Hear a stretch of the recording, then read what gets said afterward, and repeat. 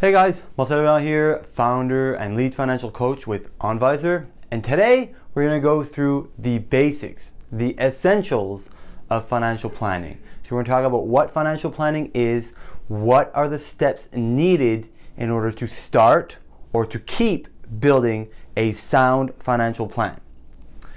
So essentially, what I like to tell clients is that financial planning is putting the right things in place at the right time so that you can progress towards reaching your financial goals, or your financial destiny, or your financial dreams consistently and predictably over time.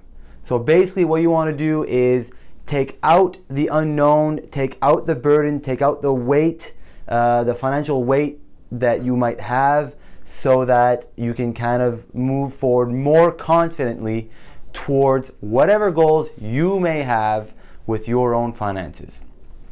So first things first, you have to think cash flow. So cash flow is like your foundation, right? It is the bedrock where all financial planning happens. There's no sense in jumping into investing, insurance, and all that stuff if you're spending more than you make. So you have to have a positive cash flow here that you can actually go and start chipping away at setting up your financial plan. So start off by budgeting, looking at where you're spending your money, how you can improve that, and then you have a budget to allocate towards your financial plan. That is number one. Number two is to take care of your uncontrollable. Now, not everybody's in the same stage of life here. Not everybody has the same amount of obligations.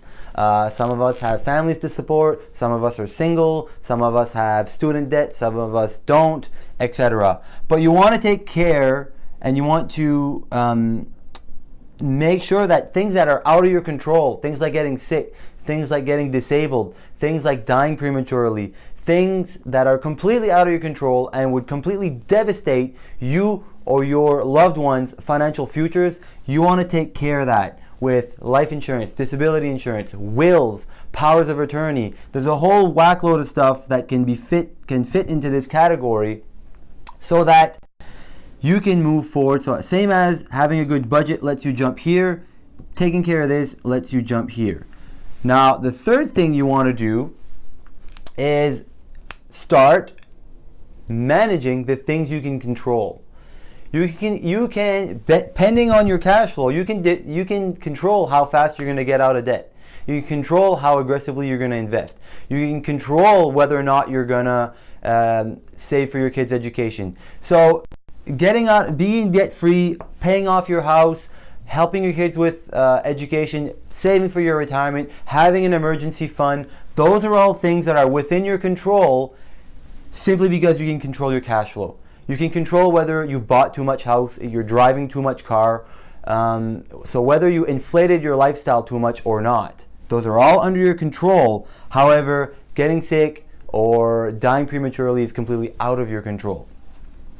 And if you've taken care of this, most financial planning happens here. I'd say 90+% of financial planning. If you can retire, be debt-free, help your kids out, raise your family, stay out of trouble, and have all your angles covered when it comes to the uncontrollable events, most people will be happy with that. Mission accomplished. But for some people who live well below their means or make way more money than they ever spend, they can start building wealth and maybe start thinking of 1 or 2 generations after they're gone.